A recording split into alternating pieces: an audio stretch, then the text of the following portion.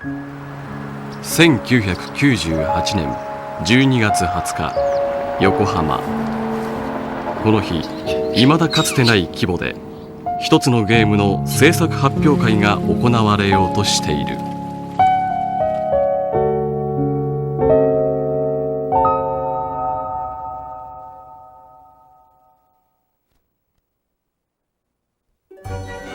会場であるパシフィコ横浜には早朝から多くの若者たちの列ができた。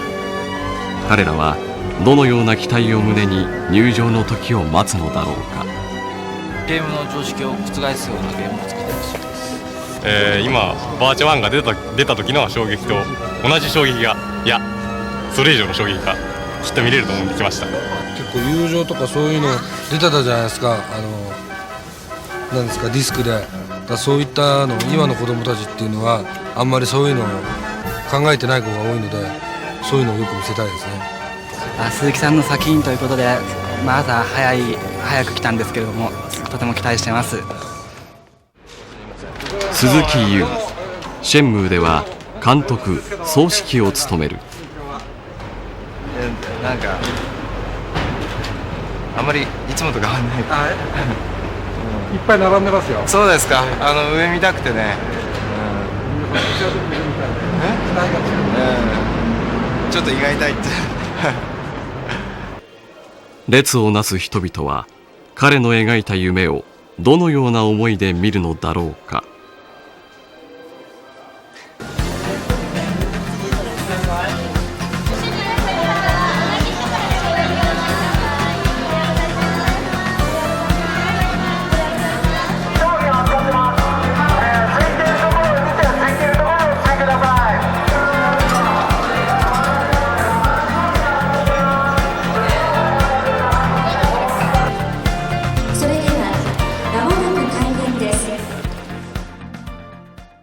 この日のために今まで準備してきたんでね、今日の日の意気込みっていうのはあんまりないんですよ。やっとこの日が来たかっていう感じですね。でそれでもまだ終わってないですよね。今からやっぱり頑張んないと。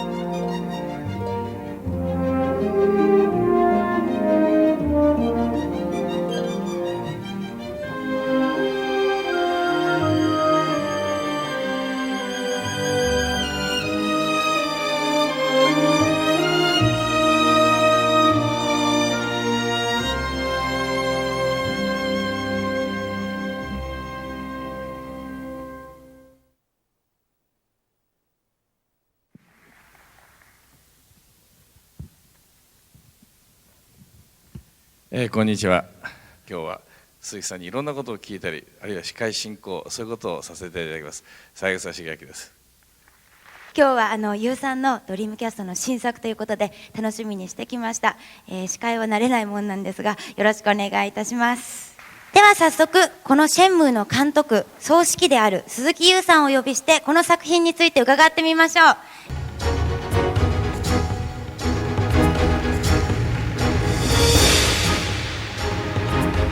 今回ドリームキャストのええそのソフトということで、どうして家庭用のこういうソフトを作ろうと思ったんでしょうか。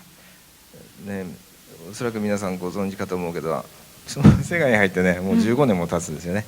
それでずっとアーケードゲームばっかりやってきてまして、アーケードゲームはやっぱりアベレージ3分ぐらいでね作って、はい凝縮しなくちゃいけないのでね、どうかで3分の呪縛っていうのがありましてね、ゲーム時間をたっぷり使ってそういうゲームを作ってみたいなって言ってた。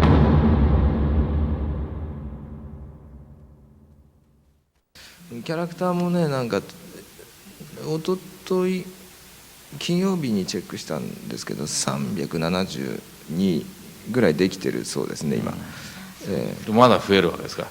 前回もねそれぐらいの話してたんで進んでないじゃないかみたいな話あるんだけど要はクオリティが少し納得できないものを全部差し替えたので、ある程度のクオリティになってるのがそのぐらいあって、発売までに500を目標にしてます。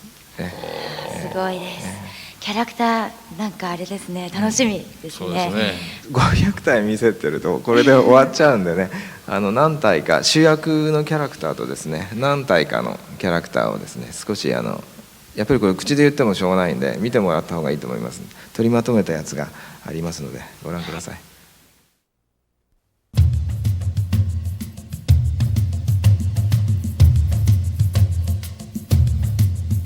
葉月亮、幼い頃に母を亡くし厳格な父のもと修行に明け暮れる日々を過ごす。無鉄砲で喧嘩っ早いが内に強い意志を秘めている。父の死の謎を追い中国へと旅立つ彼を何が待つのか。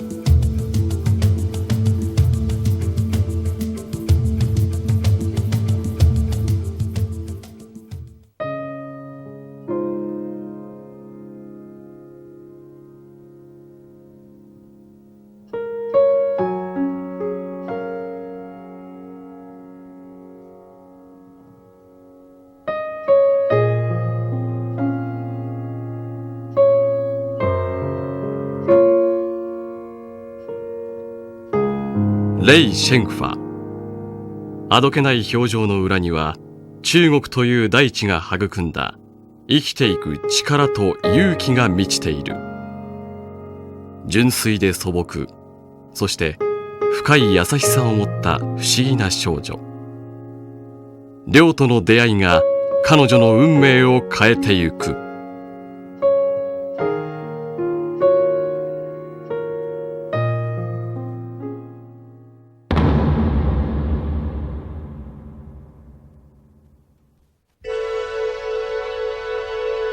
ちらほらと降り出した雪はやがてその量を増し、一面を銀世界に変える。マジックウェザー。天候の変化、時間の変化をリアルタイムに扱うことを可能にした画期的なゲームシステムである。ゲーム中あらゆるところで使われているマジックウェザー、そのほんの一部をご覧いただこう。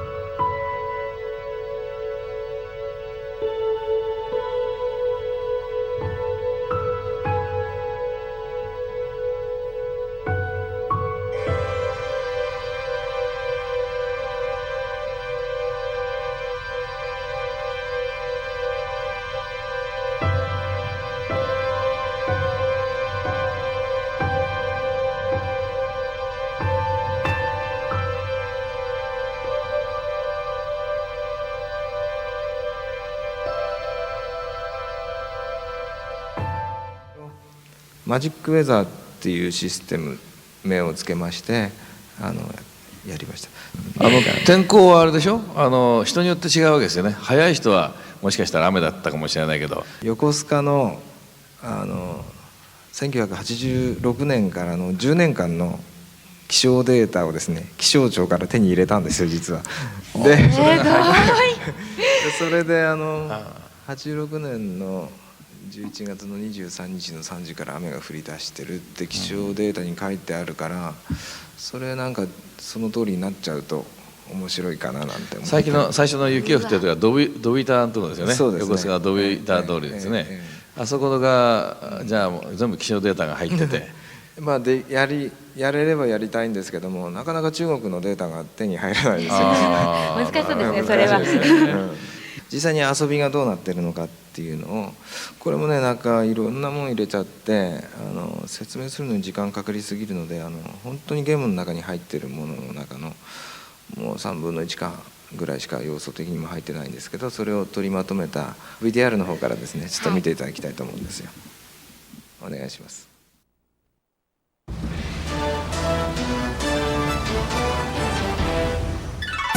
物語を進めていく上で重要な位置を占める人々との会話。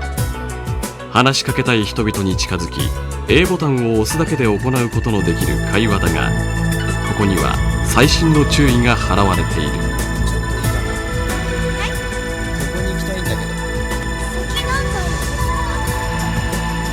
従来のゲームにあるような目の前に立たなければ会話ができないというようなことはない。現実世界で話しかけられるような距離であれば会話が成立する。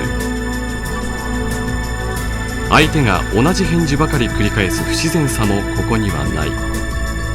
ごく自然な会話が用意されている。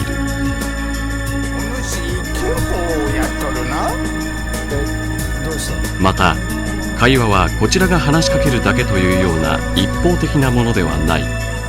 相手からも話しかけてくる。イエス・ノー選択に答えることでプレイヤーの意思をゲームに反映させることもできる。その気がなければ話の途中で立ち去ることもできる。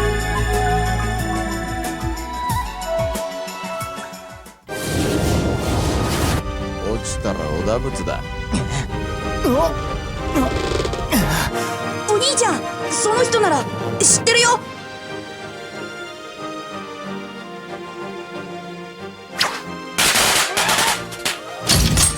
やべえ、またいつでも相手してやるぜ。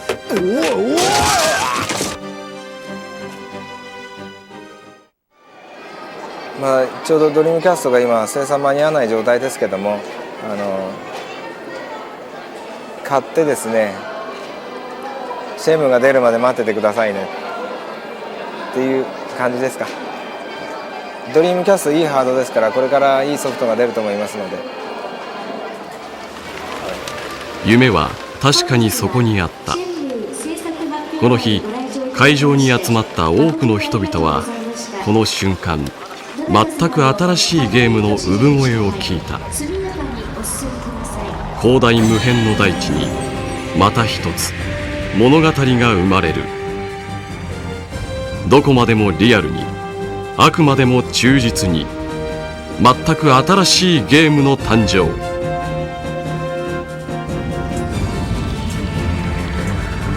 シェンムー。